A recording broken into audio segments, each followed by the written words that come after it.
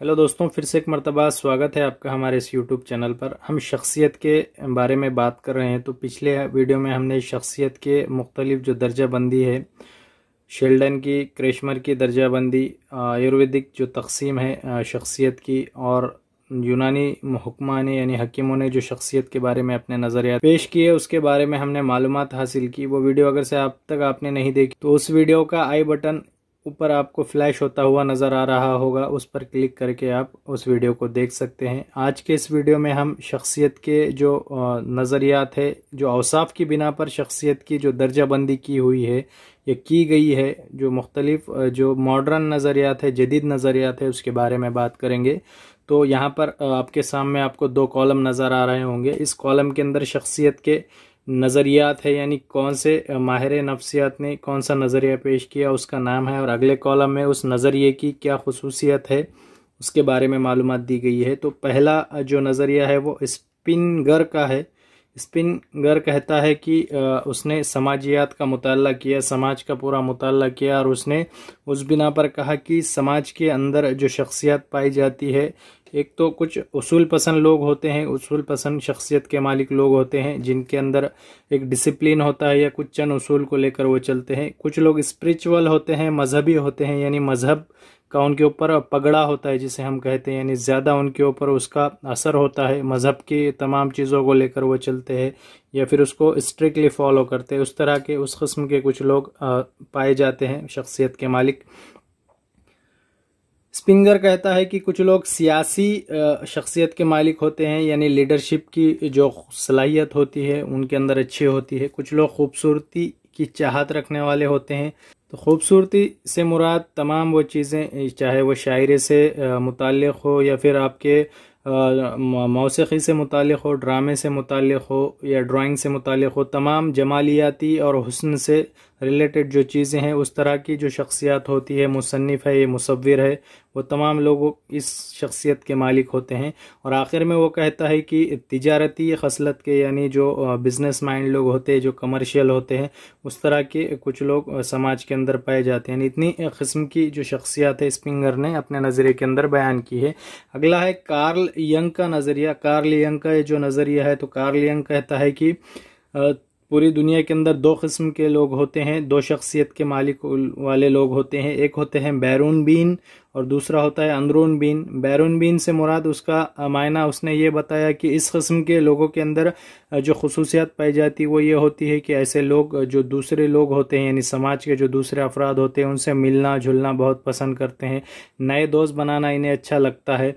दूसरे लोगों के साथ ये जल्द घुल मिल जाते हैं, अपने बारे में बहुत सारी चीज़ें दूसरों के साथ शेयर करते हैं, यानी जिसे हम एकदम खुला जहन का, बोल्ड या फिर फ्री नेचर का शख्स जिसे कहेंगे, उसको बैरून बीन कार्ल यंग ने कहा। और उसके मुताबिक बैरून बीन के अलावा दूसरे जो शख्सियत के मालिक होते हैं वो होते हैं अंदरून बीन, यानी जिसे हम ऐसे लोग जो रिजर्व नेचर के होते हैं, किसी से मिलना जुलना पसंद नहीं करते, अपने बारे में मालूमात शेयर नहीं करते, तन्हाई इन्हें पसंद होती है, मजलिस में किसी महफिल में जाएंगे तो इन्हें घुटन महसूस होती। अगला नज़रिया है गिलफर्ड का नज़रिया। गिलफर्ड कहता है कि जो शख्सियत है किसी भी एक फ़र्द की, उसके अंदर जो 7 बुनियादी खसलतें पाई जाती है।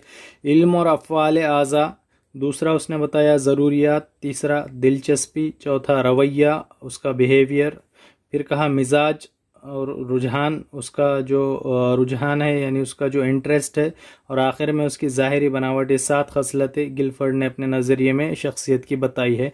अगला है अल्बर्ट बांदूरा का। अल्बर्ट बांदूरा कहता है कि शख्सियत की तरक्की का इन्हिसार इंसान ने जो अपने ज़ाती तजुर्बा से सीखा और जो उसने मुशाहिदा किया, और मुशाहिदे की बिना पर उसने जो आमोजिश की, उसी आमोजिश और उसी ज़ाती तजुर्बात की बिना पर शख्सियत की तरक्की होती है। इस तरह से अल्बर्ट बांदूरा कहता है। इसके बाद 5वां नज़रिया है JW ऑलपोर्ट का। ऑलपोर्ट ने इंसानी शख्सियत के बहुत सारे, यानी हज़ारों के अंदर उसने जो खसलतें हैं, जिबलतें हैं या उसकी खूबियां हैं, औसाफ है, वो ढूंढ कर निकाले कि इंसान के अंदर क्या कौन कौन सी खूबियां पाई जाती है, और उसको बाद में उसने 3 ज़िमरों में, ज़िमरे कहते हैं कैटेगरीज को, 3 कैटेगरीज के अंदर बांटा है। एक है असली वस्फ, दूसरा है मरकज़ी वस्फ और तीसरा है सानवी वस्फ।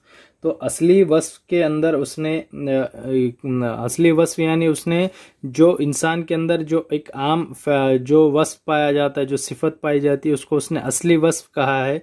और ये जो आम सिफत है, जो कॉमन सिफत है, जो हर शख्स के अंदर बार बार दिख कर आती है, उसको उसने सरगर्म वस्फ कहा है। यानी ये ऐसा वस्फ होता है जो इंसान की शख्सियत में सरगर्म होता है, उसके हर बात में, उसके हर अंदाज में झलक कर आता है। मिसाल के तौर पर कोई शख्स मज़ाहिया मिजाज का है तो हर बात में मज़ाहिया बात करे, हंसेगा, कहकहा लगाएगा। और साथ ही साथ अगर से कोई शॉर्ट टेम्पर्ड है या चिड़चिड़ा मिजाज का शख्स है तो वो हर बात पर चिड़चिड़ करेगा, उससे सीधी बात भी करो तो आप वो चिड़चिड़े अंदाज में ही बात करेगा। तो ये जो वस्फ होता है ये आम वस्फ होता है और ये इसका सरगर्म वस्फ होता है, यानी ये उसके ऊपर गालिब रहता है, यानी हर बार ये हमको अपनी शख्सियत में नजर आता है। तो गालिब वस्फ को ही असली वस्फ कहा किसने? ऑलपोर्ट ने। ऑलपोर्ट कहता है कि ऑलपोर्ट ने फिर जो दूसरा जिमरा बताया है शख्सियत के औसाफ का, वो है मरकजी वस्फ।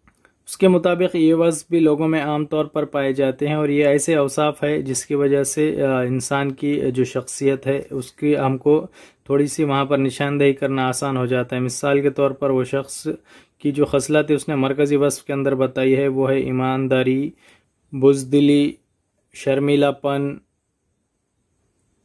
इस तरह के जो औसाफ है उसने उसे मरकजी औसाफ में बताया। और सानवी वस्फ ये कहता है कि ये गैर मामूली वस्फ है और ये जो है तो एकदम आम तौर पर इंसान के अंदर नज़र नहीं आता। ये बहुत ही जो अक्सर ऐसे मामलात इंसान के साथ आ जाते हैं जो बहुत ही क्रिटिकल होते हैं, यानी आम हालात में ये नज़र नहीं आता। सानवी वस्फ ये जो है तो मखसूस हालात में मौका व महल के हिसाब से ये ज़ाहिर होता है। मिसाल के तौर पर अगर से आप किसी ऐसी सिचुएशन में फंस गए जहाँ पर आपको कोई एक डिसीज़न लेना है, तजब्जुब वाली जब स्थिति है, तो उस वक्त में ये सानवी वस्फ आपका ज़ाहिर होगा या दिख कर आएगा। तो इसके अंदर उसने दूरअंदेशी, खुदगर्जी, इस तरह की औसाफ को उसने सानवी वस्फ के अंदर उस कैटेगरी के अंदर उसने रखा है। अगला नज़रिया है कैटल का नज़रिया। कैटल का नज़रिया भी ऑलपोर्ट के नज़रिए से मिलता जुलता है। शख्सियत के 12 ग्रोह एक दूसरे से कैटल ने मरबूत बताए और जो शख्सियत के औसाफ है उसने आखिर में 171 बताए। बहुत सारे औसाफ उसने भी ढूंढ कर निकाले लेकिन आखिर में 171 औसाफ बताए और फिर इन 171 औसाफ को उसने 4 ज़िमरों में तकसीम किया। पहला आम वस्फ, दूसरा यगाना वस्फ यानी यूनिक जो ट्रेड्स होते, ट्रेड्स कहा जाता है वस्फ को इंग्लिश में, सतही वस्फ और आखिर में मंबा वस्फ। तो आम वस्फ के अंदर उसने कहा कि आम वस्फ की जो कैटेगरी है उसके अंदर उसने गुस्सा, ताउन, हमदर्दी, इस तरह के जो औसाफ हैं इंसान के अंदर पाए जाने वाले वो आम वस्फ में रखे। यगाना वस्फ यानी ऐसा वस्फ जो इंसान के जज्बाती रद्द अमल को जाहिर करता है, यानी किस सिचुएशन में इंसान कौन सा जज्बाती जो उसका रद्द अमल है तो वो किस तरह का होगा। यानी कुछ लोग क्या करते हैं कि सिचुएशन के अंदर अगर से उन्हें गुस्सा आ जाए तो फ़ौरन गुस्सा हो जाते हैं या फिर अपना जो भी उनका जज्बात है उसका इजहार फौरी तौर पर कर लेते हैं। लेकिन कुछ लोग अपने जज्बात के ऊपर उन्हें काबू होता है और वो फौरी तौर पर अपने जज्बात का इजहार नहीं करते। जज्बाती रद्द अमल वाले वस्फ को उसने यगाना वस्फ कहा है। इसके ऊपर क्वेश्चन पूछ सकता है। सतही वस्फ तीसरा जो ज़िमरा है उसने कहा कि ये जो है तो इंसान की शख्सियत की सतह पर ही यानी ऊपर ही इसके नज़र आ जाता है। आमतौर पर ये दिखाई देता है किसी चीज़ के बारे में तजस्सुस, भरोसा, इस तरह के जो औसाफ है उसने सतही वस्फ कहा उसे। मंबा वस्फ, मंबा यानी सोर्स हम जिसे कहते हैं, ज़रिया जिसे हम कहेंगे सोर्स, तो शख्सियत का ये मुनक्किस होता है, यानी इस वस्फ की वजह से इंसान की शख्सियत मुनक्किस होती है, उसका इनेकास होता है, उस पर से झलक कर आती है कि किस किस्म का शख्स है। तो जो सानवी वस्फ JW ऑलपोर्ट ने बताया उसी को मंबा वस्फ कैटल ने कहा है। यानी इस किस्म के मौका व महल के मुनासिबत से जो औसाफ हमारे नज़र आते हैं, यानी दूर अंदेशी, लालच, खुदगर्जी, तो ये तमाम चीज़ों को उसने मंबा वस्फ कहा है। अगला है सिगमंड फ्राइड का नज़रिया। सिगमंड फ्राइड ने जो मन होता है, जो हमारा दिल होता है, उसके 3 सिचुएशन बताए या 3 कैटेगरी बताई है। पहला है अनकॉन्शियस, दूसरा सबकॉन्शियस और तीसरा कॉन्शियस। उसी तरह से सिगमंड फ्राइड ने शख्सियत के 3 पहलू बताए, इद, ईगो और सुपर ईगो। तो इद को उर्दू में ज़ात कहा जाता है, ईगो यानी अना और सुपर ईगो यानी खुदी, हमारा जो वजूद है।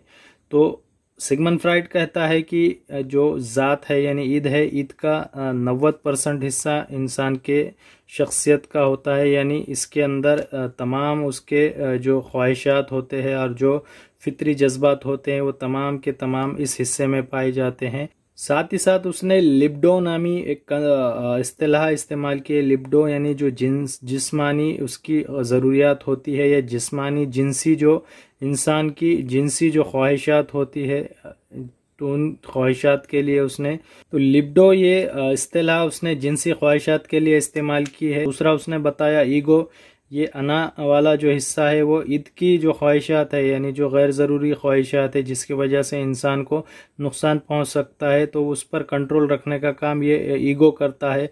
ईगो जो अच्छी और बुरी चीज़ें हैं उसके अंदर तमीज़ करके जो अच्छी चीज़ है उसको चुनता है। ईगो गलत और सही की तमीज़ करता है, जो बुरी ख्वाहिशात होती है ईद की उसके ऊपर कंट्रोल रखता है।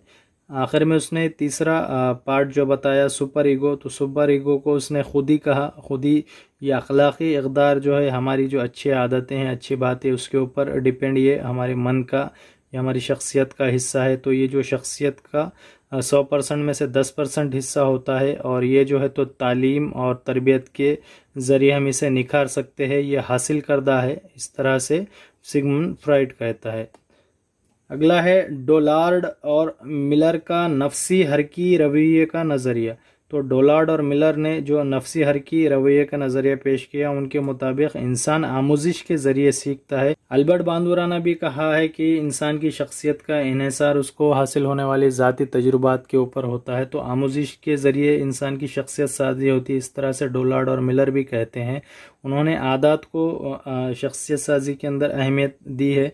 साथ ही साथ मिलर और डोलार्ड का कहना है कि इंसान जो है तो आसानी से पेचीदा अवामल के तरफ सीखता है या बढ़ता है, और जो शख्सियत की उसकी शख्सियत जो निखरती है वो आसानी से पेचीदा अवामल की तरफ शख्सियत साजी होती है, इस तरह से डोलार्ड और मिलर कहते हैं। अगला नज़रिया है इब्राहिम मास्लो का। इब्राहिम मास्लो ने अपना जो पिरामिड बताया, जो मुसल्लस के अंदर उसने ज़रूरियात बताई इंसान की किस तरह से चढ़ती तरतीब में बढ़ती जाती है। इब्राहिम मास्लो कहता है कि सबसे पहले इंसान की जिस्मानी ज़रूरियात होती है, उसमें खाना पीना, उसका जो ज़रूरी चीज़ें हैं हाजत वगैरह, और बाकी जो भी उसकी जिनसी सुख से मुताल्लिक़ चीज़ें हैं वो जिस्मानी ज़रूरियात हैं इंसान की। उसके बाद जब वो चीज़ें पूरी हो जाती है तो इंसान तहफ़्फ़ुज़ के बारे में सोचता है, यानी घर, सेहत, पैसा। बाद में उसके बाद मुआशराती ज़रूरियात होती है इंसान की, यानी मोहब्बत, खूबसूरती और ख़ुदी का एहसास, जो स्टेटस हम जिसे कहेंगे। और आखिर में जो सबसे ऊंची स्थिति होती है उसने उसको वजूद की खोज कहा, यानी इंसान एक्चुअल है क्या, वो क्यों दुनिया में आया, ये तमाम जो चीज़ें हैं वो ये वजूद की खोज के अंदर आती है। आखिरी जो नज़रिया है वह कार्ल रॉजर्स कहता है कि इंसान की खुदी की तरक्की खुद के ज़ाती तजुर्बात की बिना खुद एहतसाब, खुदी का एहसास, इन बुनियाद पर शख्सियत साजी होती है, इस तरह से कार्ल रॉजर्स कहता है। कार्ल रॉजर्स के मुताबिक शख्सियत की नशोनुमा तरक्की पजीर होती है। तो दोस्तों इस तरह से हमने औसाफ की बिना पर शख्सियत के जो 10 नए यानी जदीद नज़रियात थे उसके बारे में मुख्तसर में मालूमात हासिल की, जो एग्ज़ाम ओरिएंटेड थी। दोस्तों वीडियो अच्छी लगी हो तो लाइक शेयर कर दीजिए, चैनल को सब्सक्राइब कीजिए। मिलते हैं हमारी नेक्स्ट वीडियो में शख्सियत की जांच के इकाइयों के साथ। तब तक के लिए गुड डे, गुड बाय।